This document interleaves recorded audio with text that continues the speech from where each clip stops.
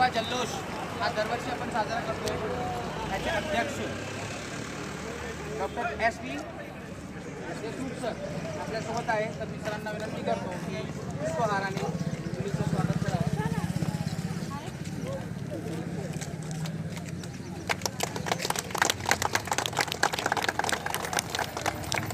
आणि तसेच यांनी हा खेळाडू घडवला आणि प्रशिक्षक आपल्यासोबतच आहे. आणि प्रशिक्षक म्हणून पार्चा सरांना मी बोलवतो आणि पार्चा सरांचं स्वागत पण करावं.